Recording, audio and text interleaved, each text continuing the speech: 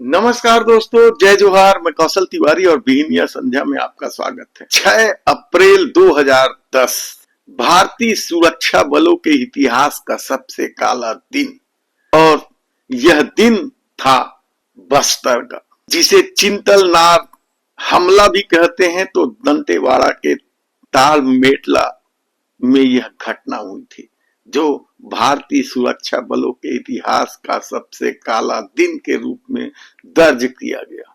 दरअसल छत्तीसगढ़ में नक्सलियों की आमद बहुत पहले हो चुकी थी और ऑपरेशन ग्रीन हंट के तहत नक्सलियों पर नकेल कसने की कोशिश लगातार सरकार कर रही थी। छत्तीसगढ़ में भारतीय जनता पार्टी की सरकार थी। हिंदूवादी संगठनों का बस्तर में अलग खेल रहा है, उस पर फिर कभी हम विस्तार से बताएंगे। दरअसल आदिवासियों को लेकर कई तरह के सवाल उठे, वे हिंदू हैं नहीं हैं, लेकिन एक बात तो तय है कि आदिवासी जल जंगल और जमीन की उनकी अपनी लड़ाई। चाहे वे कितने भी बड़े नक्सली बन जाएं, लेकिन वे शहरों में आकर लूटपाट नहीं करते हैं, वह जंगलों के भीतर ही रहते हैं। फोर्स जंगल क्यों जाती है, ये एक अलग सवाल है। दरअसल यह घटना अल सुबह की है, एकदम सुबेरे सुबेरे। सीआरपीएफ की एक बटालियन, 62वीं बटालियन की एक टुकड़ी एरिया डोमिनेशन और सर्च ऑपरेशन के लिए निकली थी। जवान दंतेवाड़ा के जंगलों में नक्सलियों की मौजूदगी तलाश रही थी और इसी तलाशी अभियान के दौरान ताल मेटला के पहाड़ के नीचे खुले मैदान और झाड़ियों तक जा पहुंचे थे, और जैसे ही वे खुले मैदान और झाड़ियों में आए, पहाड़ों से गोलियों की बौछार होने लग गई। करीब 1000 से ज्यादा नक्सली मोर्चा संभाले हुए। जैसे ही जवान खुले मैदान और झाड़ियों के पार पहुंचे, 3 तरफ से उन्हें घेर लिया गया। भारी गोलीबारी, ग्रेनेड से भी हमला किया गया, आईडी ब्लास्ट भी किया गया। जवान बुरी तरीके से घिरे हुए थे और इस पूरी घटना में 76 जवान शहीद हो गए, जिसमें से 75 सीआरपीएफ के थे। पूरे देश में हलचल मच गई, क्योंकि भारतीय सुरक्षा बलों के इतिहास में इतनी बड़ी क्षति कभी नहीं हुई थी। यह चिंतलनार हमला या तार मेटला कांड के रूप में भारतीय इतिहास में दर्ज है। और इस घटना को अंजाम देने के बाद नक्सलियों ने लूटपाट भी मचाई।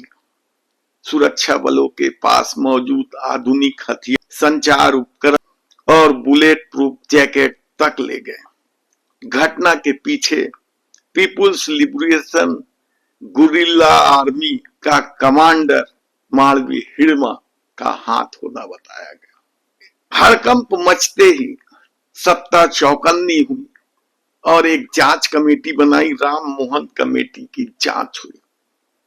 जांच कमेटी की रिपोर्ट भी सामने आ गई कि इंटेलिजेंस फेल्यूर था।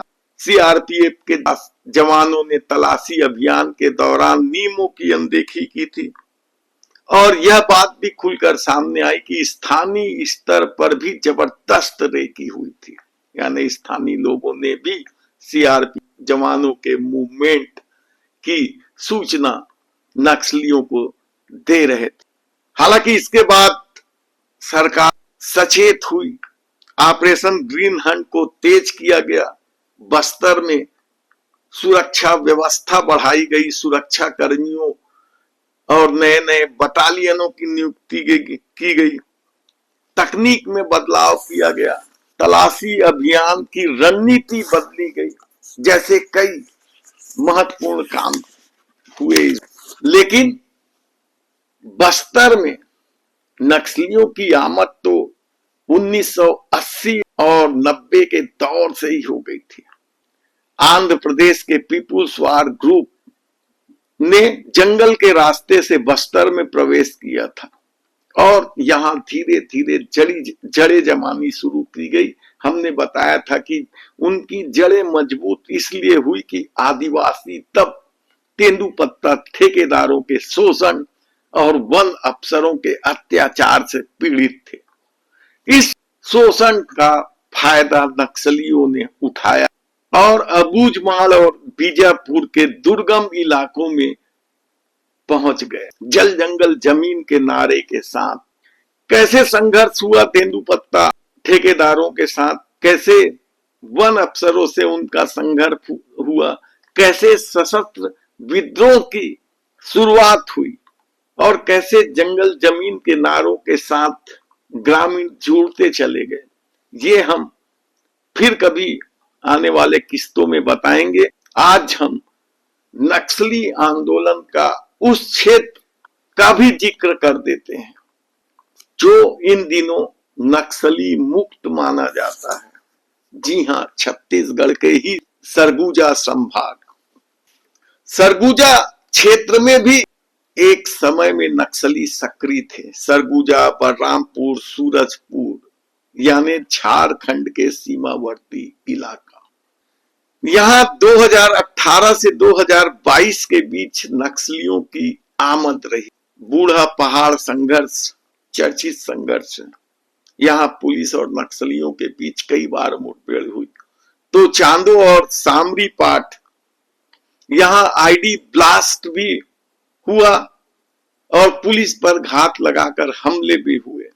तो पुदांग और सबाब क्षेत्र में सड़क निर्माण में लगी मशीनों में आग लगा दी गई और पुलिस पर हमला भी हुआ था। उदयपुर मैन पाट इलाके में नक्सलियों की आवाजाही की सूचना जरूर मिलती रही, लेकिन कोई बड़ी घटना नहीं हुई और न ही पुलिस से उनके झड़प की कोई खबरें आई। वैसे इस क्षेत्र में नक्सलियों की आमद की शुरुआत 2000 में ही हो गई थी। तब लेवी वसूली और मुठभेड़ के खबरें हल्का फुल्का ढंग से आने लग गया था, लेकिन लेवी वसूली तो बड़े पैमाने पर हो रही थी, ठेकेदारों से, अधिकारियों से, व्यापारियों से। चूंकि सूरजपुर, बिहारपुर और चांदनी बिहारपुर का इलाका झारखंड के गढ़वा जिले से लगा इलाका है, इसलिए यहां नक्सलियों की शरण स्थली कुछ ज्यादा ही थी। तो जसपुर के सन्ना और बगीचा क्षेत्र में भी झारखंड के गुमला से लगा इलाका था, यहां पर्चे फेंकना जैसी छिटपुट घटनाएं हो रही थी। 2011-12 में जरूर यहां पुलिस के वाहन पर आईडी ब्लास्ट किया गया सवाब चांदो बलरामपुर में। तो 2017-18 में सामरी क्षेत्र में नक्सलियों के साथ मुठभेड़ हुई पुलिस और नक्सलियों के बीच। तो बूढ़ा पहाड़ में ऑपरेशन ऑक्टोपस के सहारे नक्सलियों के ठिकाने को नष्ट किया गया। बूढ़ा पहाड़ महत्वपूर्ण क्षेत्र था, इसलिए यहां ऑपरेशन ऑक्टोपस चलाया गया। और जैसे ही बूढ़ा पहाड़ से नक्सलियों का ठिकाना नष्ट हुआ, सरगुजा नक्सली मुक्त हो गया या कम प्रभावित क्षेत्र रह गया, कहा जाए तो गलत नहीं हो। बूढ़ा पहाड़ पर सरकार ने स्थायी कैंप बनाने के बाद नक्सली की आमद भी लगभग शून्य सी हो गई थी। ये छत्तीसगढ़ में जल जंगल जमीन की लड़ाई के साथ नक्सली आंदोलन की कहानी है। आने वाले दिनों में हम आपको विस्तार से बस्तर में नक्सली आंदोलन और जल जंगल जमीन के साथ अब गूंज रही उल गुलान की आवाज का विस्तार से चर्चा करेंगे। यदि आपने हमारे चैनल को सब्सक्राइब नहीं किया है तो प्लीज सब्सक्राइब कर लीजिए, बेल आइकन का बटन दबा दीजिए। हम इस मामले में आपको एक खबर की एक तह तक ले जाने की कोशिश करेंगे। धन्यवाद।